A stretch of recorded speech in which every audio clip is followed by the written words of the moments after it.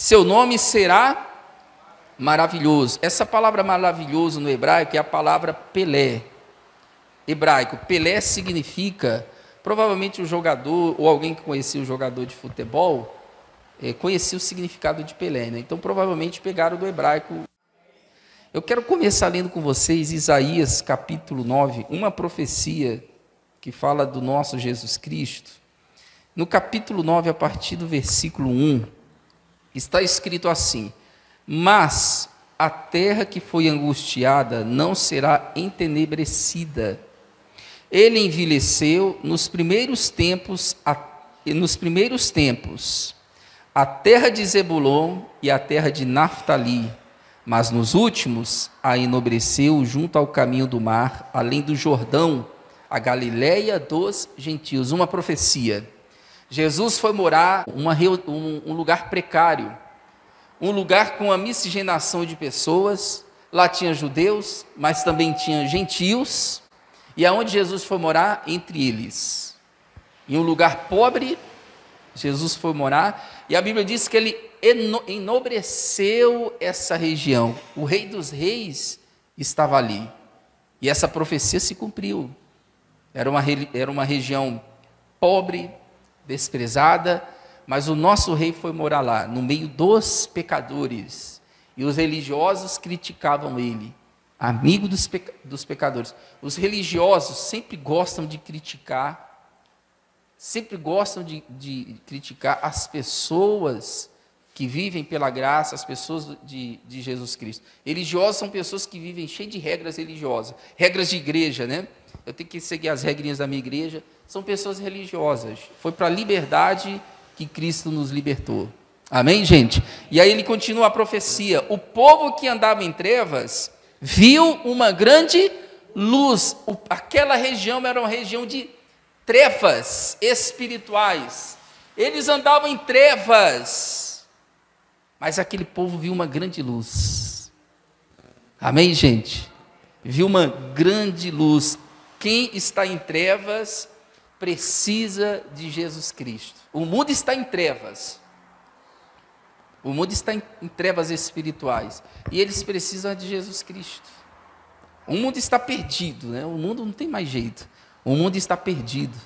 Mas aquele povo, naquelas trevas, viu uma luz. Ele continua, uma grande luz. E sobre os que habitavam na região da sombra da morte, resplandeceu a luz. Ele chama aquela região onde Jesus foi morar de olha só, região da sombra da morte. Não tem lugares perigosos e lugares ruins de morar que as pessoas dão apelidos? Sim ou não? Eu e a pastora, nós passamos por um lugar que lá tinha uma curva chamada a Curva da Morte. Mas existem lugares perigosos que nós damos apelidos, e essa região era perigosa, chamada, o Isaías chamou de região da sombra da morte. Versículo 3: tu multiplicaste esse povo e a alegria lhe aumentaste, todos se alegrarão perante ti, como se alegram na ceifa, na colheita, e como exultam quando se repartem os despojos. Olha só, aquele povo se alegrou. Quem não fica alegre quando Jesus chega e faz milagre? Chegou na festa, faltou vinho, fez milagres. Aquela família ficou alegre, os convidados ficaram alegres. Quando Jesus entra na vida de alguém, é para trazer alegria. Chega de depressão, tá bom? É para trazer alegria, não tristeza. Quando Jesus entra na vida de alguém, é para trazer alegria, não é para trazer religiosidade e regras religiosas. Jesus não veio trazer regras religiosas. Ele disse: eu vim para que tenham vida com abundância. Venham a mim os que estão cansados, e eu vos aliviarei. Então, quando Jesus ele entra, é para trazer alegria e não tristeza, tá bom? Pessoas que dizem que aceitam Cristo e vivem tristes, é porque elas vivem seguindo regras religiosas, e as regras religiosas que os homens criam só prejudicam, só oprimem as pessoas. Jesus nos chamou para sermos felizes. Amém, gente? Isso não quer dizer que nós vamos ficar 24 horas felizes, não. Às vezes o desânimo bate, às vezes a tristeza, não 24 horas felizes, não tem como, tá bom? E aí ele diz assim no versículo 4: porque tu quebras o jugo que pesava sobre ele, a vara que lhe feria os ombros e o cetro do seu opressor, como no dia dos midianitas. Jesus quebrou o jugo do diabo.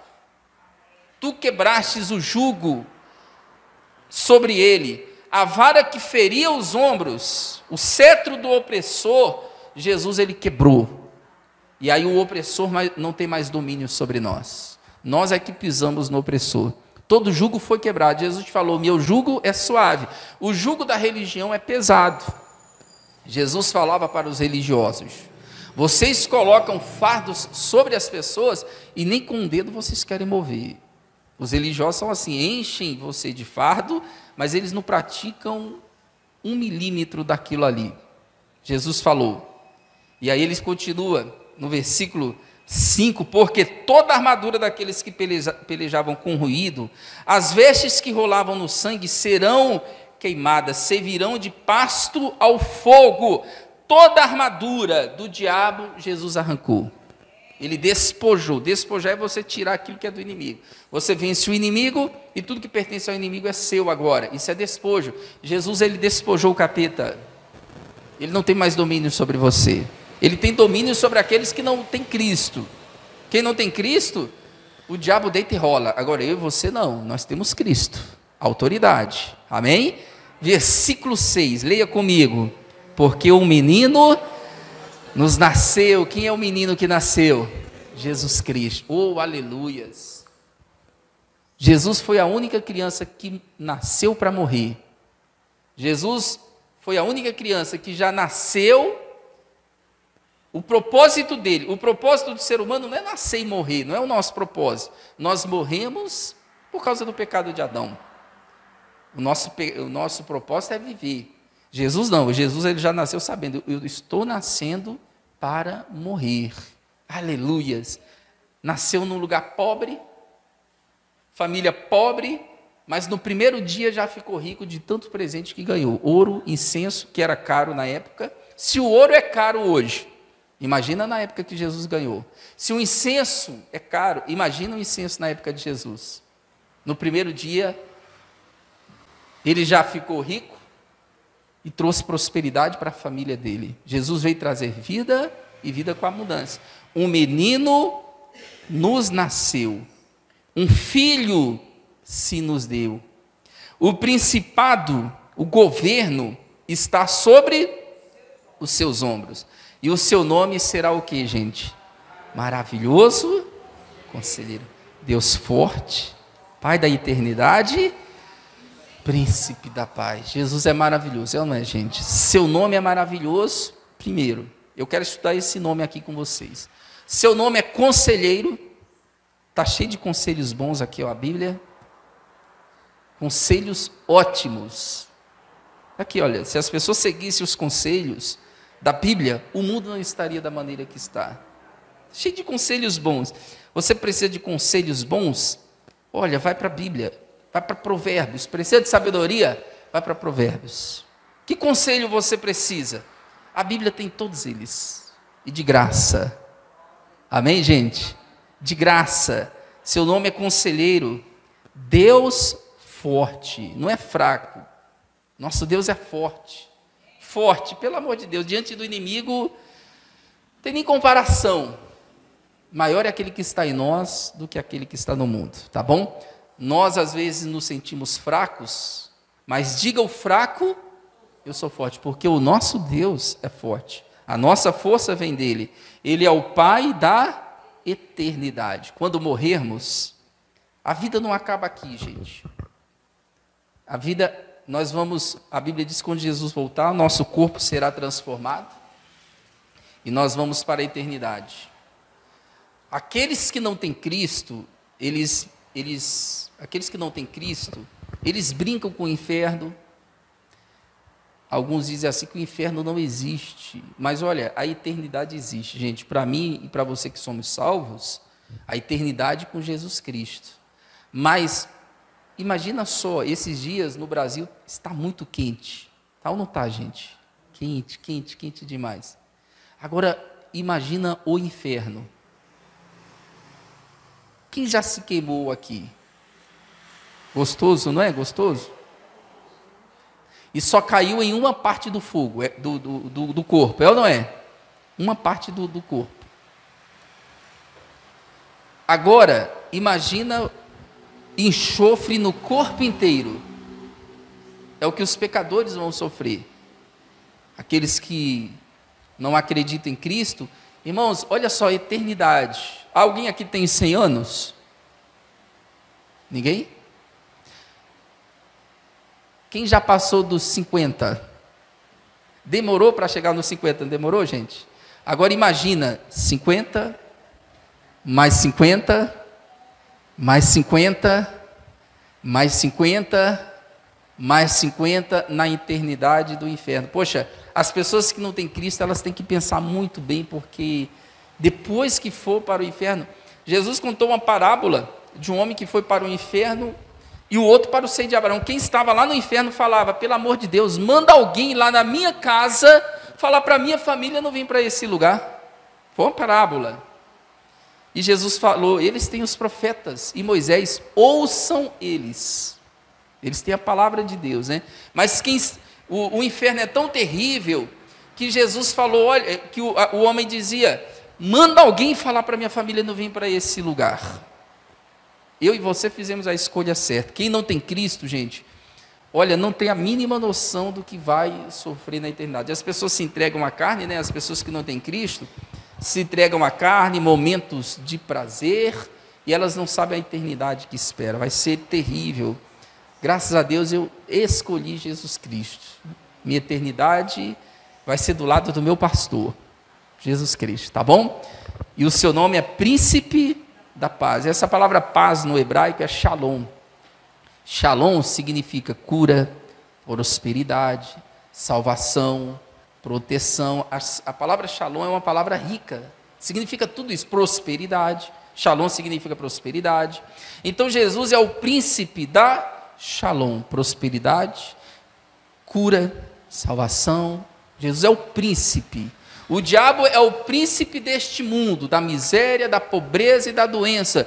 Jesus é o príncipe da shalom, da prosperidade, da riqueza, da paz, da segurança, da proteção, em nome de Jesus Cristo. Jesus é o autor da vida e não o autor da morte. Amém? O primeiro nome que ele falou aí, seu nome será maravilhoso. Essa palavra maravilhoso no hebraico é a palavra Pelé.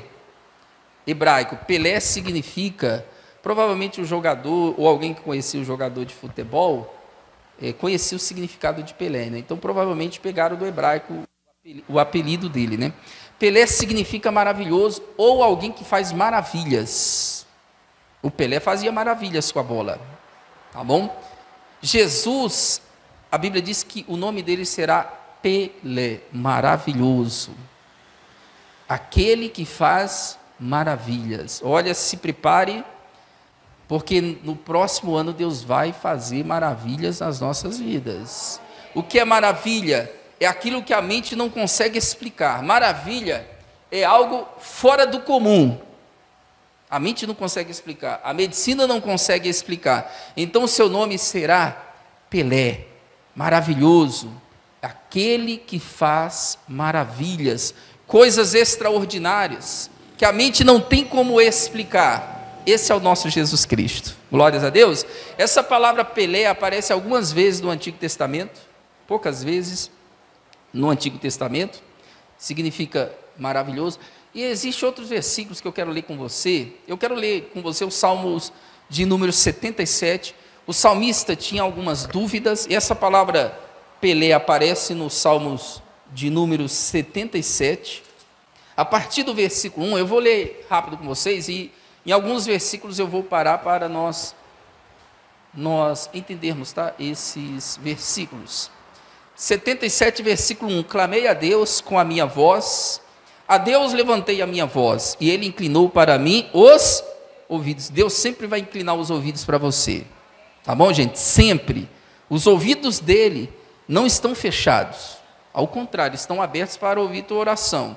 No dia da minha angústia busquei ao Senhor, A minha mão se estendeu de noite e não cessava. A minha alma recusava ser consolada. Minha alma se recusava, eu me recusava o consolo. Lembrava-me de Deus e me perturbava, queixava-me, e o meu espírito desfalecia. Quando a pessoa começa a entrar em crise, em dúvida com relação a Deus, e nós temos que ter cuidado com isso, porque existem séries, existem filmes que lançam dúvidas. E a pessoa que não conhece a Bíblia, ela fica com dúvida com relação a Deus. Um dia eu estava assistindo uma série, a série bacana, mas teve um episódio que eu falei, meu Deus do céu, que blasfêmia. Que blasfêmia. Nesse episódio tinha um judeu atendendo um garoto, o judeu era psicólogo atendendo um garoto, e o judeu mais lançava dúvida no garoto do que tirava dúvida. Ele falava assim, que Deus tirou eles do Egito para sofrer no deserto. Praticamente parece que Deus gosta de ver o seu povo sofrer. Aí tira do deserto, depois envia a Babilônia para escravizar o povo, e assim vai. E aí esse episódio estava lançando dúvida, e a pessoa que é fraca começa a entrar nessa onda, nessas dúvidas, e começa a duvidar de Deus, e 70% dos jovens cristãos que entram para a faculdade, eles se desviam, porque começam a dar ouvidos, a professores, ateus, incrédulos, e a nossa fé tem que estar firmada na Bíblia. Aconteça o que acontecer, a Bíblia é a verdade. Jesus é o caminho e o quê? A verdade e a vida. Alguém falou contra a Bíblia, eu fico com a Bíblia. Jesus é o caminho, a verdade e a vida. O professor da minha faculdade disse isso. Problema do professor da minha faculdade. Eu creio na Bíblia e ponto final, em nome de Jesus. Glória a Deus, gente. Aí ele continua, no versículo 4, sustentaste-me os meus olhos, vigilantes. Estou tão perturbado que eu não posso falar. Eu considerava os dias da antiguidade, os anos dos tempos passados. Eu considerava os anos que passaram. De noite chamei à lembrança o meu cântico.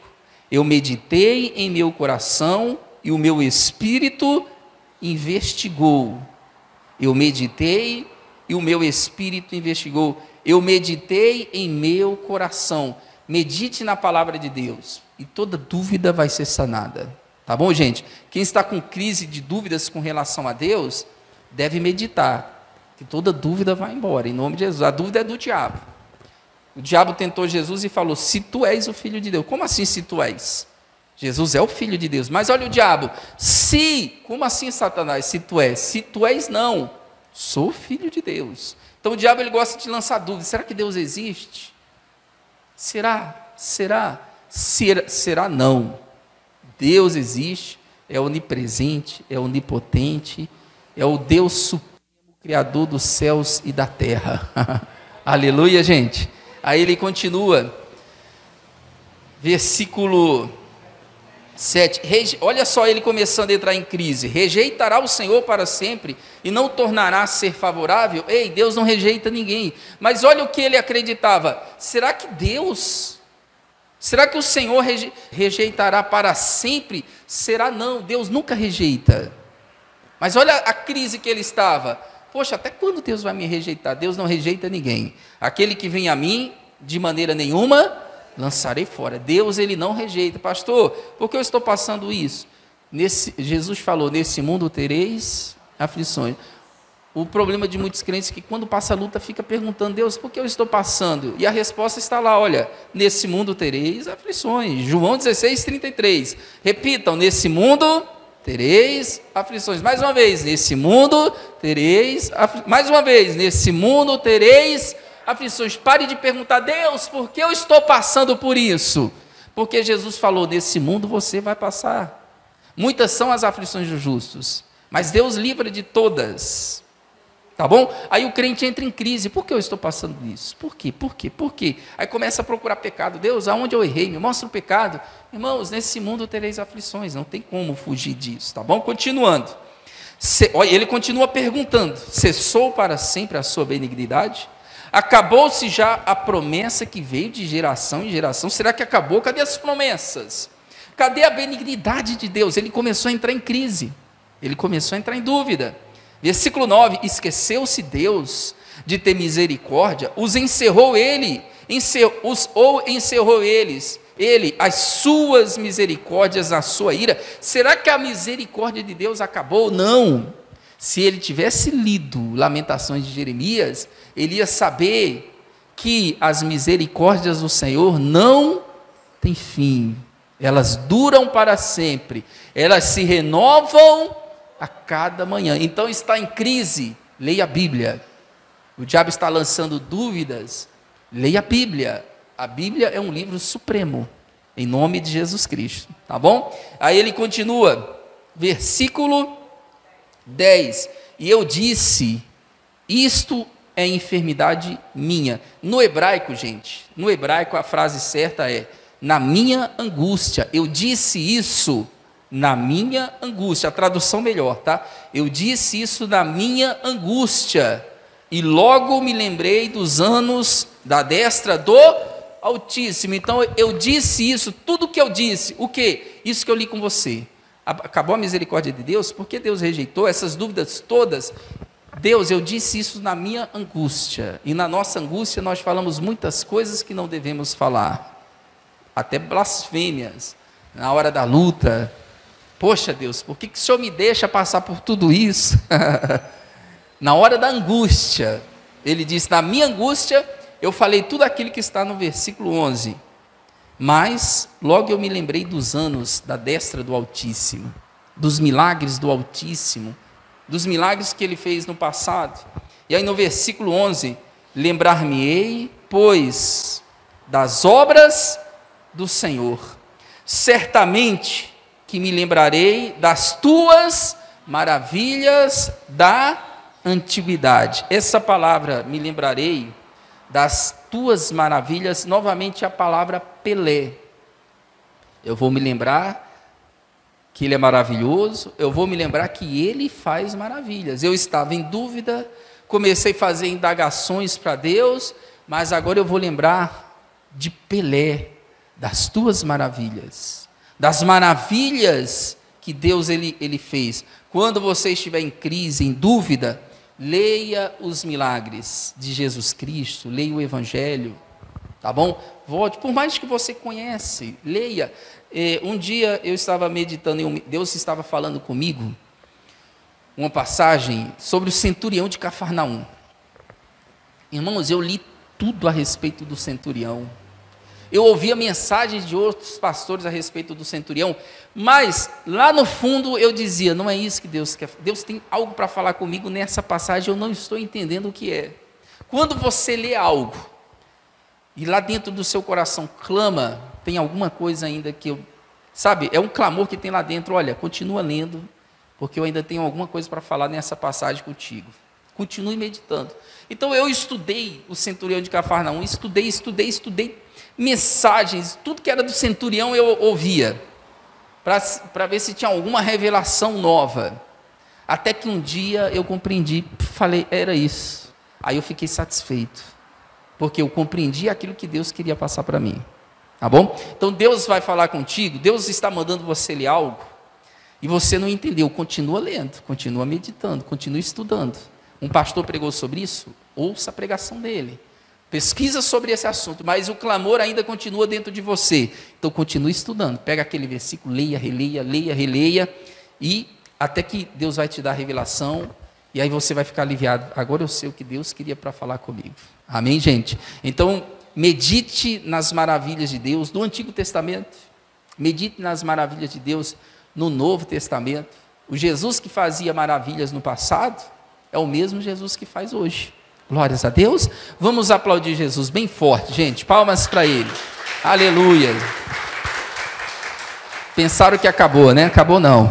Vamos continuar. Isso só foi para acordar vocês, tá bom? Então, gente, quando começar a entrar em crise, medita nas maravilhas que Deus tem feito. Medita em Pelé, medita no maravilhoso Jesus, nos milagres que ele fez no passado, e quando você lê um milagre extraordinário, fale, ele pode fazer hoje, porque ele é o mesmo ontem, hoje e para sempre, em nome de Jesus Cristo. Versículo 12, meditarei também em todas as tuas obras, e falarei dos teus feitos. Eu vou meditar nas tuas obras e falar dos teus feitos.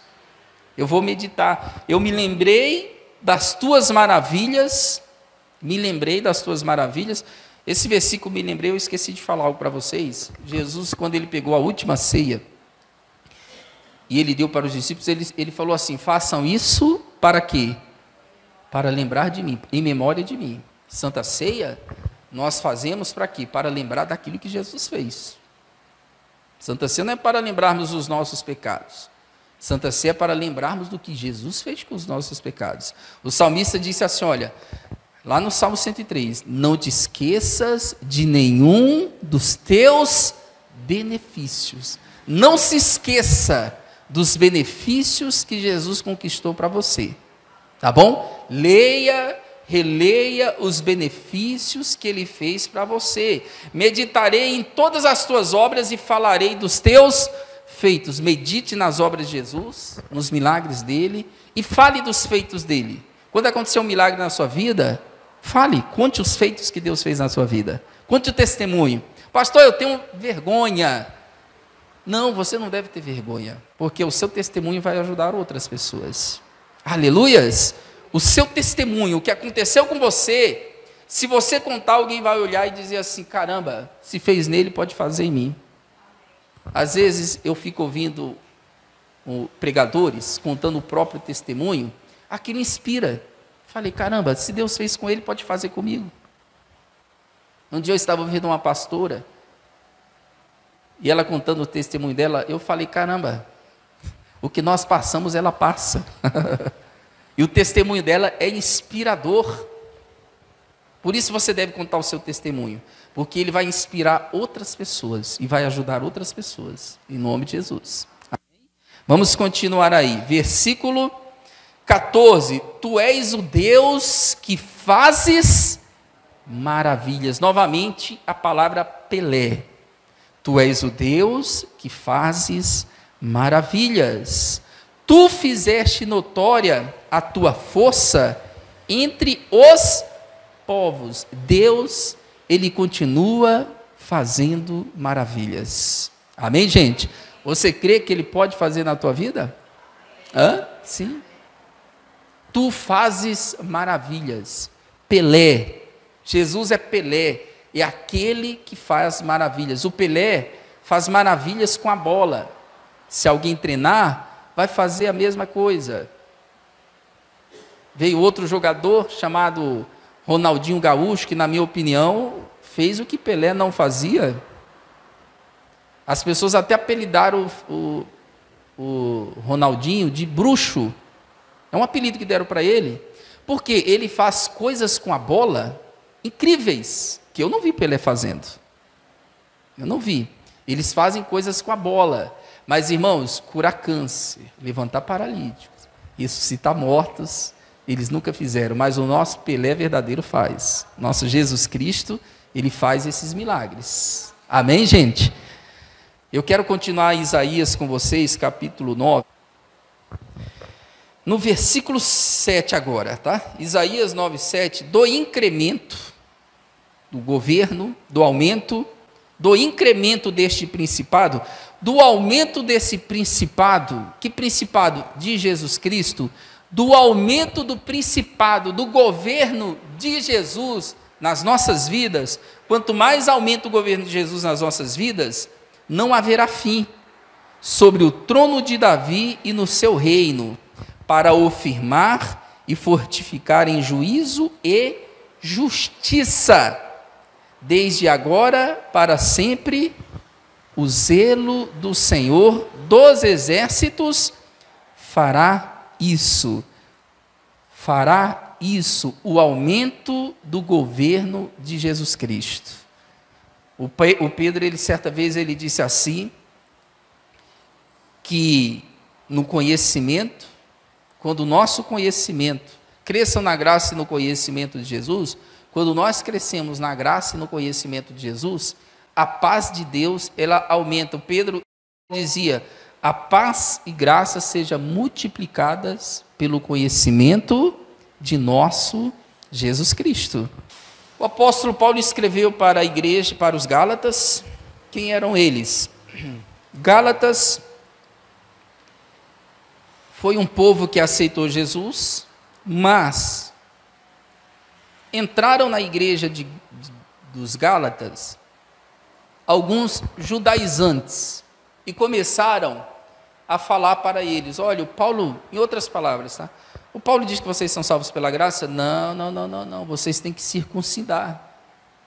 O Paulo disse que vocês são abençoados pela graça? Não, vocês têm que praticar as obras da lei. Então Paulo escreveu para eles e falou, eu estou admirado que vocês tão depressa saíram daquele que chamou vocês para o outro evangelho, que na verdade não é outro.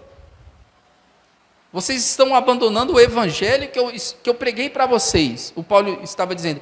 Então foi para eles que o Paulo disse que se descer o anjo do céu e pregar outro evangelho que eu não ensinei, o apóstolo Paulo disse, seja anátema. Pregou o evangelho que eu não ensinei, seja anátema. Então o Paulo fez uma pergunta para eles, capítulo 3, versículo 5,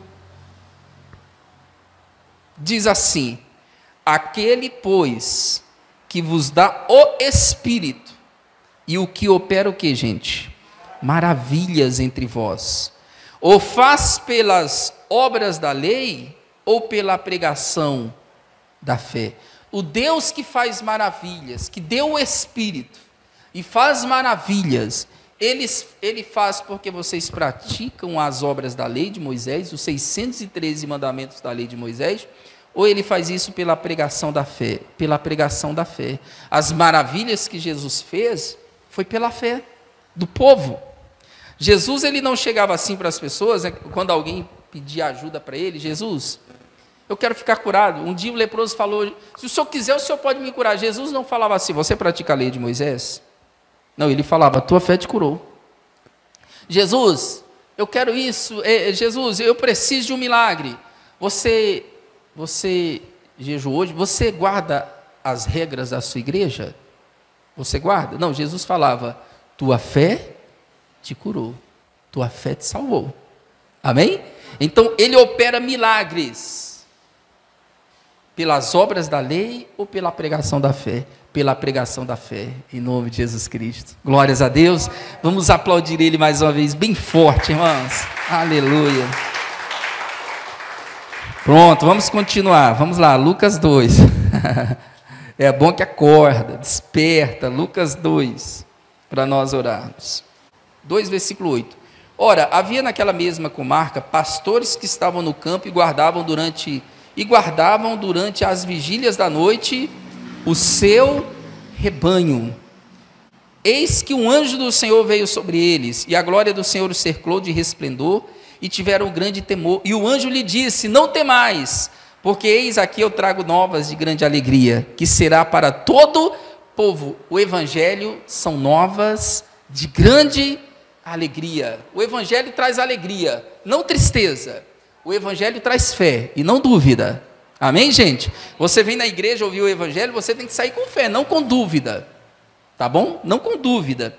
Versículo 11, pois na cidade de Davi vos nasceu hoje o Salvador, que é Cristo Senhor.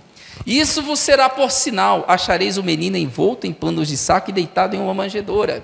E no mesmo instante apareceu com o anjo uma multidão dos exércitos celestiais, louvando a Deus e dizendo, glória a Deus nas alturas, paz na terra e boa vontade para com os homens. Glórias a Deus nas alturas, paz na terra, não quer dizer, paz não quer dizer ausência de divergências, ausência de guerra, não, é paz interior, porque a terra não tem paz, guerra, um país contra o outro, paz na terra, todo aquele que tem Cristo tem paz na terra, e boa vontade para com os homens, Deus tem boa vontade e não má vontade para nós. Amém? Você já pediu algo para alguém e ela fez de má vontade? Dá vontade de falar, não faça, deixa que eu faço. Ela não é, gente. Deus não é assim. Quando nós pedimos algo, Deus não fica assim. Mais uma vez, Deus do céu, mais uma vez eu vou ter que fazer esse milagre. Não. Boa vontade para com os homens. Deus tem boa vontade para com os homens. Aleluias. Se eu peço algo para alguém e a pessoa faz de má vontade, a próxima vez quem faz sou eu. Deus não é assim não. Deus é de boa vontade para com os homens. Amém? Vamos aplaudir Ele bem forte, gente. Palmas para Ele. Oh, aleluias. Glória a Deus. Eu quero orar por você. Você precisa?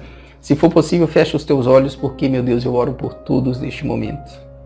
Se você que está me assistindo ainda não aceitou Jesus, repita essa oração comigo. Aqueles que não têm Cristo ainda. Repita, fale assim comigo: Jesus, eu reconheço que o Senhor é o Filho de Deus, o caminho, a verdade e a vida, e não existe outro caminho para a salvação a não ser o Senhor. Eu te aceito como o meu único e suficiente Salvador. Eu rejeito toda obra do mal. E eu te peço, entra no meu coração. Eu aceito. A minha alma pertence a Jesus e eu rejeito toda obra do diabo. Se você fez esta oração, a partir deste momento você tem a mente de Cristo. A partir deste momento. Meu Deus, eu oro por todos. Essa pessoa que está sendo oprimida por pensamentos pornográficos, pensamentos de blasfêmia, pensamentos de morte, doenças, aquele pensamento, meu Deus, que fica dizendo, você vai enlouquecer, mentira, você é mentiroso, diabo. Eu oro por todos neste momento, e eu ordeno que todo mal, no poder que há no nome do Senhor Jesus Cristo, todo problema psicológico, todo trauma psicológico, todo problema mental, em nome de Jesus, eu ordeno, sai de todas as pessoas, saiam também doenças físicas, em nome de Jesus. Eu abençoo a todos. Eu te abençoo em nome de Jesus. E você repita comigo, ou em voz alta, ou no seu pensamento. Repita, eu tenho a mente de Cristo. A minha mente é lavada no sangue de Jesus Cristo. E graças a Deus. Aleluias. Espero que essa mensagem tenha te abençoado. Tá bom? Ignore os pensamentos do diabo. Não se esqueça. O diabo é mentiroso. Tudo que ele colocar na tua mente é mentira. Tudo que ele falar na sua mente é mentira. Você não acredita em um mentiroso. Lembre-se, ele é mentiroso. Tudo que ele falar não acontecerá com você. Em nome de Jesus Cristo. Espero você na próxima mensagem. Deus abençoe a todos. Em nome de Jesus.